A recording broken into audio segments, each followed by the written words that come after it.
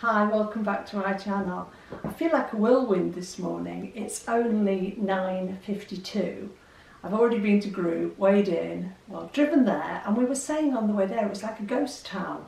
We thought we'd got up 2 hours early or something, because as we drove across our town to get to group, there were no pedestrians, there was hardly any cars on the road. But I think what it is start of school holidays, and a lot of people in our area go away for the first 2 weeks and then away again at the end. So it just seems like a ghost town this morning. As I say, it's only 9:52. Group doesn't start till 10. But what we did was, because we've got a busy day and it was either do this or miss group, we actually went in on the back of the first group and just weighed in, and then left as people for the second group were arriving. So yeah, full car park this morning, wasn't it, Joe? You were trying to get in and everybody else was trying to get out. Yeah. I do get him into some messes. Right, yeah, it's cooler today. Thank God. Thank God, it's so much cooler today. We've had a few spots of rain, so I'm praying for a bit more. I've been listening to no end of stuff during the week, different topics to do with health. I love to just look around YouTube and find different topics to do with different aspects of health and well-being. And I hit on a guy this week, and I can't find him again, so I need to look back through the history on my iPad to find who he was and see if I can watch some more of him, because he really fascinated me. One of the first thing he said on this particular video were, human beings are the only species that ever goes on a diet. Every other species has a diet. And I thought, oh, yeah. I mean, if a sheep has a baby lamb, that baby lamb is fed by the mother until it's old enough to eat grass. And I suppose a similar thing applies to cows and calves in the natural way of life, not in the farming way we have today.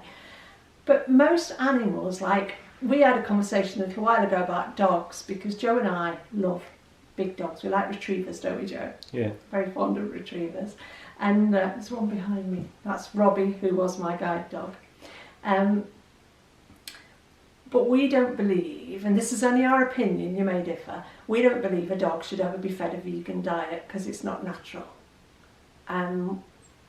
Things like that. If you look at what a lion eats, if you look at what a tiger eats, if you look at what giraffes eat, they've got long necks so they can reach the top of the trees, or where they live, they can reach the top of those trees. Every species has a diet. And the conversation I got into with Joe after watching this video was, what is the human diet?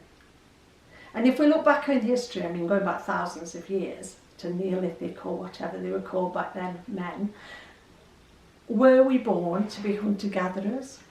Yeah, I think we were, because that was the food that was available and we ate seasonally. So at this time of year when berries and things were rife, we'd be eating berries.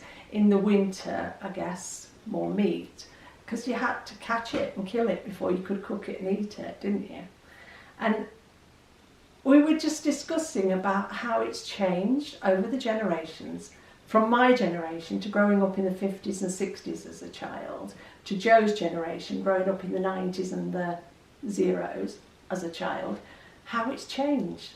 But we create a diet for our children. So we don't eat a human diet, we eat a, I don't know, manufactured diet, a pleasurable diet, a diet that gives us the thrills in our head as well as our stomachs. We eat processed food, which were we ever intended? I'm asking these questions and I'm interested to hear people's opinions. Were we ever intended to eat processed foods? Or were we intended and evolved as human beings to eat the human diet? What is your opinion? What do you think the human diet is? And I think for me, as I'm doing Slimming World, the longer I'm doing it, I mean, I've been at this group for over 4 years, the longer I'm doing it, the more I am evolving within my plan to eat what I think of as a human diet. Meat in its normal state, so I don't eat like sausages and pies and processed meat, as in, I don't know, what were those things we picked up in Asda yesterday that I was interested, they were next to the chicken. Fridge raiders. I'd never had them before, and they were right next to the can't remember where's this. Yeah, but what was the carved chicken that we buy? We buy carved ham, carved chicken in Asda, and it's really nice. And next to the carved chicken were refrigerators, and Joe picked them up and showed them to me. And he said, I think you can have these on plan, but we read the ingredients because you know I'm wheat free now. They've got wheat in. So that's not chicken as chicken, that's processed as in so many other foods that today we think of as natural but are actually really processed.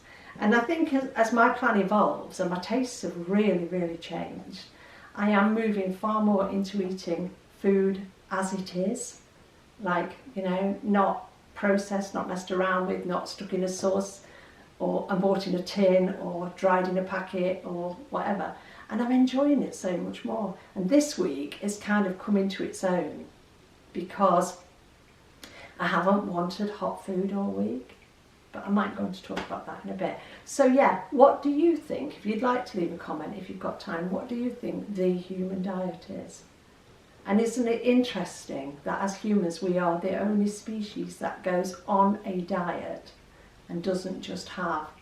The word diet is abused because years and years ago we used the diet to explain that this is what people ate. It was, you know, the diet of the nation. So Chinese people have this particular kind of diet in China, in India they have this particular kind of diet, in England, whatever.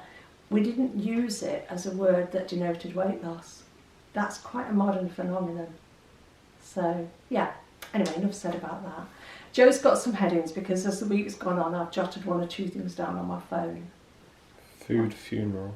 Yeah, another thing I was watching this week, and I keep raving about Sarah Pearls of Wisdom, but although I'll say I don't eat like she does and I never will, how she eats really works for her.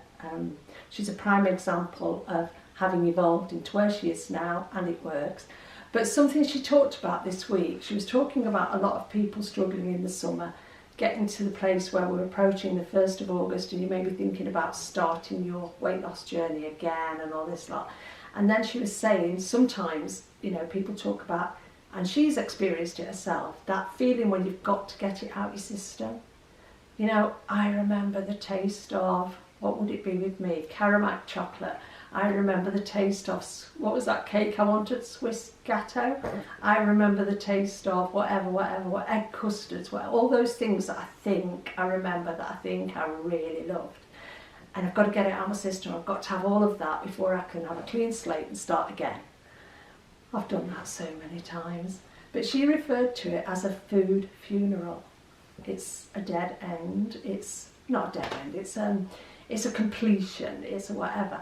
But just putting that word with it, it just made me realise that it was always for me, it was always for me a negative thing to do.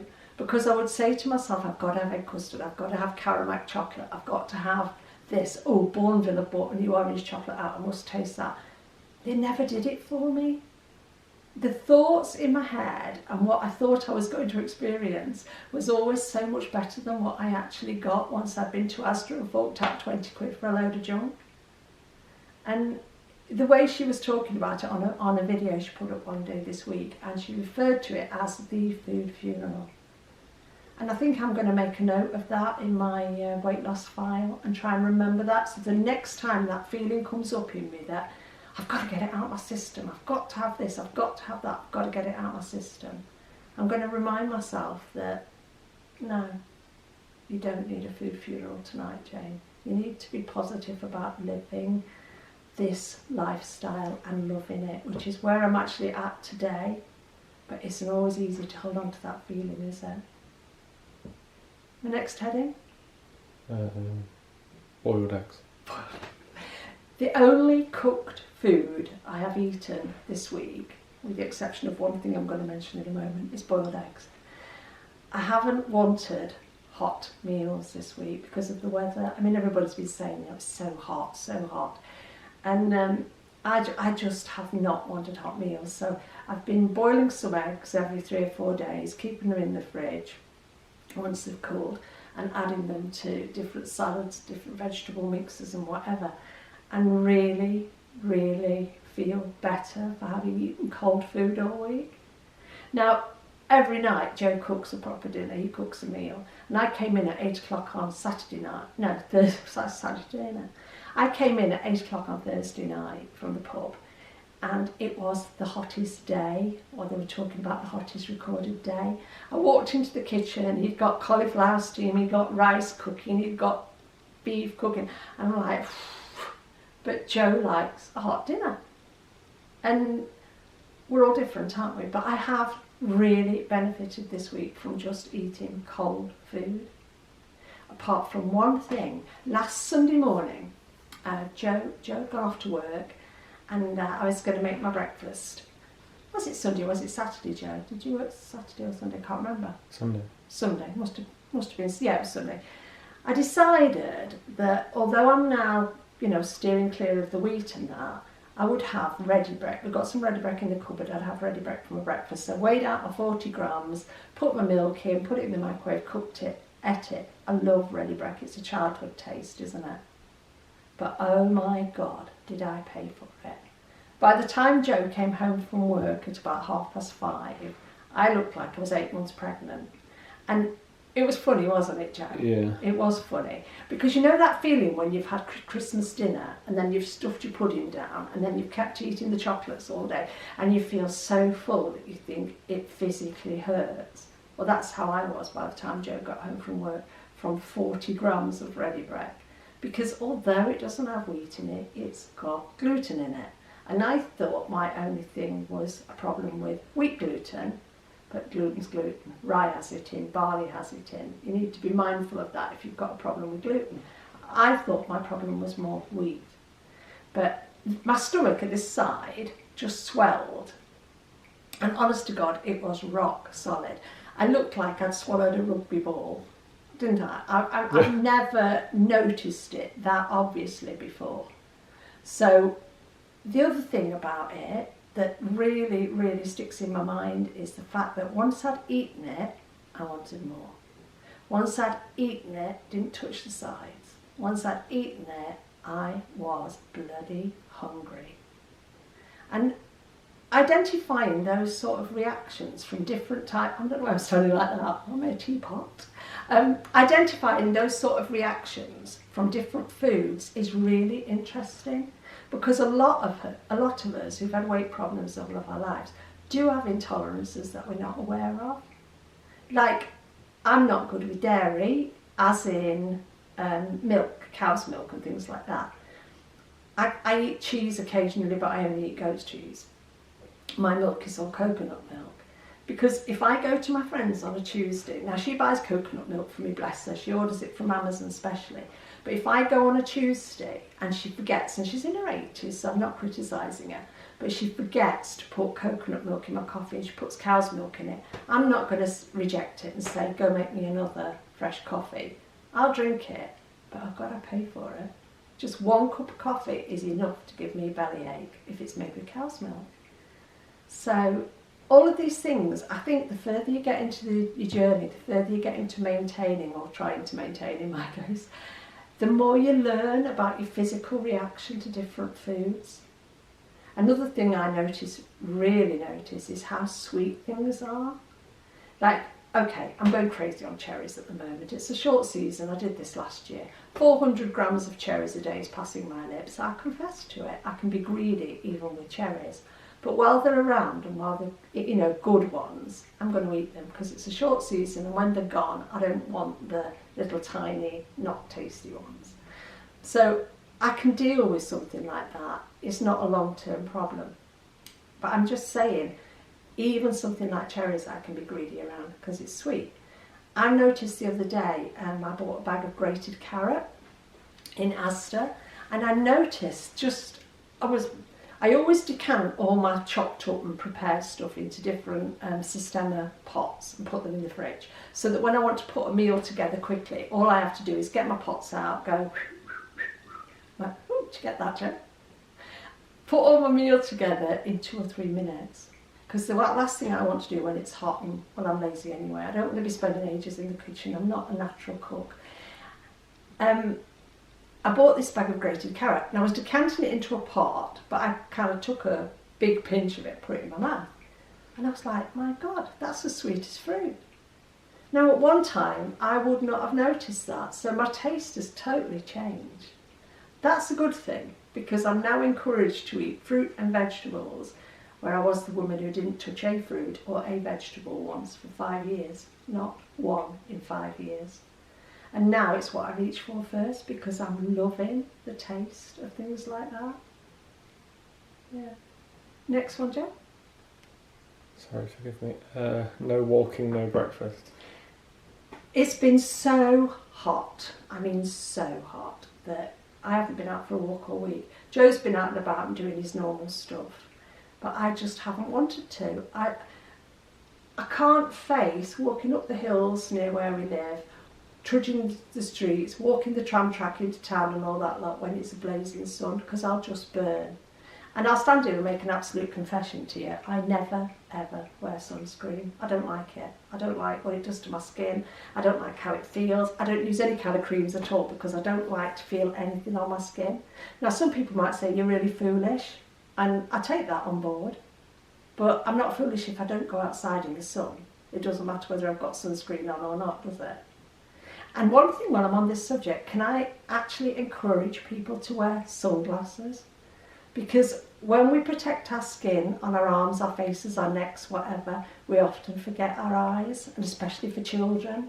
UV rays really can damage your eyes. So even for somebody like me, who's totally blind, I need sunglasses. Because my actual eyes, there's nothing wrong with them, it's just the connections between my eyes and my brain that don't work. But the ultraviolet can really damage your eyes. So don't just go and buy a pair of pound sunglasses from the pound shop or something. I'm not criticising pound shop, but invest in some decent UV protection sunglasses. That's me on my soapbox, isn't that? That's the mother in me coming out. Yeah, so no walking this week. Until yesterday, we actually went out for a walk yesterday afternoon for about, 45 minutes? And it was heavenly, because we walked up the big hill near where we live, and it was spotted with rain all the time we were out. And we were in t-shirts and shorts, and it was bliss. But that's the only walk I've had this week. I've kept busy in the house. I've been rearranging my pantry, clearing out my kitchen cupboards, because I can't just sit on my backside anymore. I've got too much energy. So everything in the house has been washed. The beds have been changed twice this week. It's just been one of those weeks where I've just used the energy I've got to actually be productive in the house and stay out of the sun. And no breakfasts. Now, this is unusual for me because I'm one of these people who usually get up in the morning, usually have my breakfast around 8 o'clock. Not because I'm hungry, but because I'm having my breakfast. It's just what I've always done. This week with the heat. And we live in a bungalow, so you can't sleep with your windows open. It's not safe. When you live in a city and you live in a bungalow. I've actually got a French door from my bedroom into the garden, and I would love to be able to sleep all night with that door open. But where we live, there's very open land behind us. We live on the edge of a city. You don't want to be tempting people. So, been getting up in the morning, having a shower, getting dressed and thinking, not hungry, don't want to eat. Now, usually I'd eat whether I was hungry or not, because I have 3 meals a day. But I just have not. I mean, a couple of mornings I actually made breakfast and sat with it on my lap and then put it in the bin. I just didn't want it. So what I've done this week is I've drunk a lot more coffee, which has resulted in me using more milk than is sinnable. So I have had an extra litre of milk every day this week. I did it in a controlled way, as in I decided my max amount of milk this week was 2 litres a day instead of 1. Over my sins, over my healthy extras, bought a far better idea than being dehydrated, a far better idea than eating. I mean, an extra litre of milk for me is what, 330 calories? Far better idea than stuffing a breakfast down that I didn't want, because I knew that then I'd get to lunch and I wouldn't want that either. So I made a choice this week to do that. Not strictly Slimming World, but there are times in our lives where it's better to do something in a controlled fashion than to just think, sod it and blow the lot. So I've had, Monday to Friday of this week, I've had 2 litres of milk every day. What else have I done differently this week? Oh yeah, I've also had an avocado every day. Because it's just something I love on my lunch, on my salad stuff and whatever. I have consciously gone over on my sins every day this week. But like I say, you know, if I know that's what I need to do, I love my avocados. There's some beautiful big ones around at the moment, except for Morrison's, who had them the size of eggs the other day, and a bag of 12. Who wants to buy 12 egg-sized avocados just because they're called wonky? We're at 20 minutes, by the way. Okay, so I've had an avocado every day, I've had an extra litre of milk every day, I have probably had something like 30 sins every day this week, but in a controlled fashion. None of it has been sugar. Okay, well, not as in there is sugar in my coconut milk, but not as in cake, biscuits, ice cream, ice lollies, just avoiding that. So that's the story of what I've eaten this week, how little I've walked this week, missed breakfast each day. That's not fasting, by the way, because the minute I wake up, when I've had my shower, clean my teeth, the first thing I do is make a big milky coffee. That breaks any fast. So my eating window has been the same as normal, 8 a.m, 6 p.m. That's what I've been doing for the best part of 2 years. So, not fasting for me. Was there one other topic? Wheat free. Yeah, another week wheat free. I'm properly wheat free this week. I haven't slipped up with any corn or anything like that. I haven't had any processed food this week. Oh, I also made a conscious effort that I had to get 12 foods in my free speed list. 12 different foods, so 12 different vegetables, eggs, ham, chicken, salmon, and I did it every day. So that was good. Yeah, it's been a nice week, apart from I have spent the whole week saying, I'm too hot. And if my husband's watching this, he'll know. I said I thought it was hotter in the summer of 1976. But you know, when I stopped and thought about it, don't think it was hotter. I think it was nearly as hot. Don't think it was hotter. I think it's just because I was probably 10 stone heavier in the summer of 76. So I felt uncomfortable.